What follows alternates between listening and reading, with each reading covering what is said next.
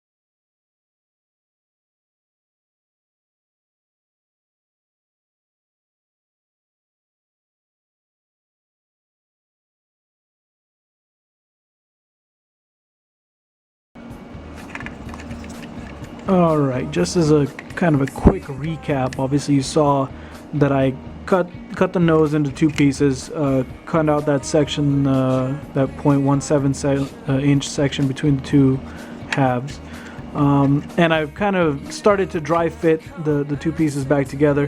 What I want to do at this point is measure it out, make sure I've got the right length. Now, a 102 inch nose, which is what we're looking for in HO scale. Now, you know, HO is I think 187.1 correctly, but even at 187th, it comes out to 1.17 inches. I think it's 1.171 as compared to 1.172. So we're going to call it 1.17, and we will measure it from the point where it meets the cab. And we are looking, oh, let me get it on the camera. We are looking at 1.1, 1, 2, 3, 4, 5, 6, 7. 6 maybe. 7. That's close enough. So I will go ahead and join it. Looks like I've got the right length there, so I'm going to go ahead and join it back. Now, one thing worth mentioning is I did cut through the door that Kato had molded on there. There's no door there. I have to clean off the other half of that. You know, I'm gonna make sure I get it straight and get it back in there, and we're good to go. So I'll get that taken care of. I'll get that glued back on, and we'll keep moving. Okay, just a little bit more progress that I've made. Went ahead and glued the two halves together after I cleaned it up. Two halves of the nose. Also backed up the joint with styrene strips, as you can see there. Obviously I'll cut them to length and clean them up a bit, but that helps to reinforce the joint and also backs up any putty that I'm going to put in there to clean up that connection. Obviously there's going to be a bit of work involved, but the general shape is very close. You can see the hood is flat and it is lined up, so you know, just a little bit of cleanup around that joint involved.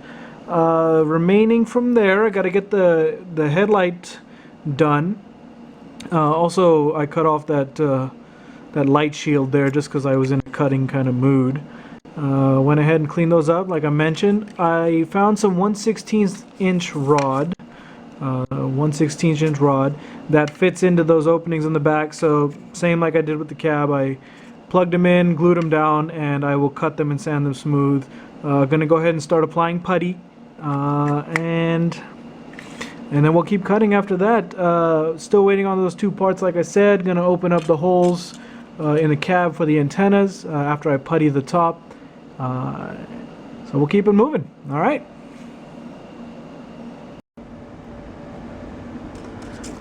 Okay, here we go some more. Before I continue on, I just want to mention that today is the third day after I ordered the parts that I needed, and they are here. All the way from New Hampshire in two and a half days. They literally get here on the third day. So as such, I want to give a shout out to Jim over at Highball Graphics. His website is mgdecals.com, and I'll put it up here on the screen. I just want to let you guys know, if you haven't ordered from him, give him a try. He does custom decals and HO scale, N scale details. He's basically my source for everything when it comes to aftermarket parts. And he always comes through, so I just wanted to mention him there. Anyway, got these parts for the blower and for the exhaust. Let me start with the exhaust here. This is it's a brass, I think it's brass exhaust stack made by Miniatures by Eric out of Canada, and obviously that's going to go on there. I find brass difficult to work with. I really am not a fan of working with it, but you kind of just got to keep at it, and eventually it will take shape. The other part is this angled blower housing, which I'm sure you guys are familiar with from everybody's favorite Canon and Company. This housing will fit, if I can get it out. There it is. Alright, one of these housings. Alright, and then like I was saying, the angled blower housing is going to fit on pretty much right there. It needs to replace that curved blower housing. Interestingly enough, it does appear that the pattern, the bolted in pattern for that housing is the same area as this. So I guess we will be conserving that flat area on the right side. Of course, the problem is going to come in where the walkway tread is. I have to cut out this lower section in the walkway, and that's going to leave a blank spot in the tread plate. So interesting. Not sure yet what I'm going to do with that, but we'll figure something out. Actually, one thing that I did figure out, I went and looked through the parts that I had for this build, and suddenly realized still have to add the pilot plow. There's the anti-climber there, the ditch lights. So I wanted to talk about that very quickly, because this Kato shell is a little bit different on the pilots. So I wanted to show you. You know, it's got this curvature here where the screw goes into the coupler box behind that curve. This plow has a flat section there, so I don't want to lose. I'm going to try to save the curve, so I'll actually cut into the brass so that it contours around that plastic. But I will have to take off the remaining details that are on there. Another problem is the opening for the coupler is ever so slightly smaller than the opening on the plow, which means I'm going to have to cut off the sides. So some pretty careful surgery going to be required there. The tolerances are pretty close. So I probably won't show you that because I'll be doing that right next to my face, so that I can get it right. Other thing is the anti-climber goes on here. Again, you got to clean the plastic, but the anti-climber goes on here, plow there, and the ditch lights between them. So that'll be fun installing that. Yeah. Okay. So got to do that. I have the bell for the to go over the cab sitting kind of on the table behind me. The light for the rear. So I'm going to go ahead and I'll show you the blower, I'll show you the exhaust, and then I will kind of summarize the rest once I have it done. Okay, so let's do it.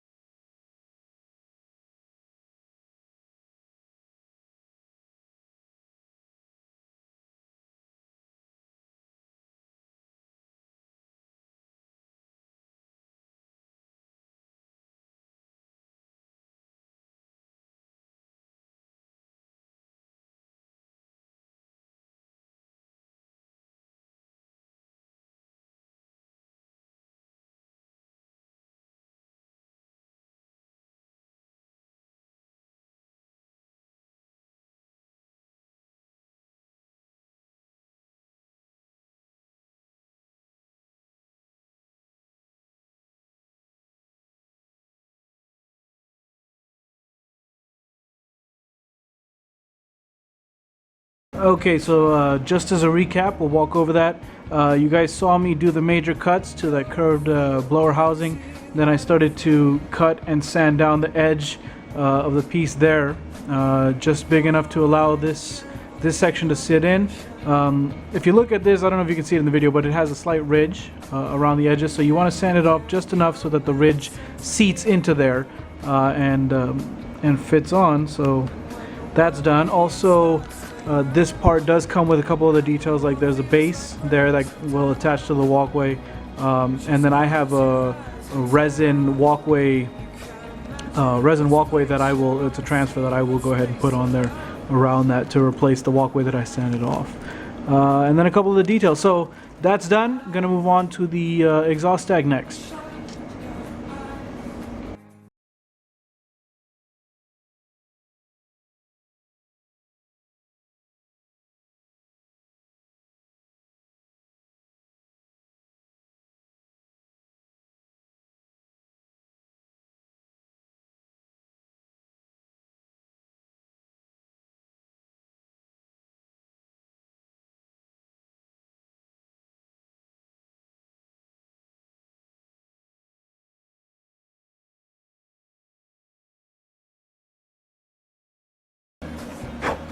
Alright, so there we have it. Most of the cuts are made. Went ahead and cleaned up the plow, cut a little notch into the base there. Cleaned up the pilot as well, and cut the sides off of the box there for the coupler, so that fits on there. Also cleaned up the anti-climber, so that fits on just there. And then of course there'll be ditch lights on it as well. As far as the long hood, cleaned up the nose on the short hood a little bit. Still probably going to need some more work on that, but I'll have to primer it and then see how it goes from there. Went ahead and finished taking care of that exhaust stack. I'm not sure if the exhaust is supposed to be facing forward or if it's facing the other way, but I will confirm that before I secure it. Obviously the winterization hatch, which I keep putting on backwards, I'll have to make sure not to do that, and that angled blower housing like we saw there. So that's pretty much it for the major cuts. A little bit of minor detailing that needs to go on, such as the cab, the horn, the cab roof details and things like that. So gonna get it detailed up, and that's it. I showed you how I do paint in my Expo 86 build, so if you want to see paint, I'll link you over to that one. But other than that, I think this project is done. So thank you for watching, and as always, let me know if you have any questions, and we'll see you on the next project. Take care.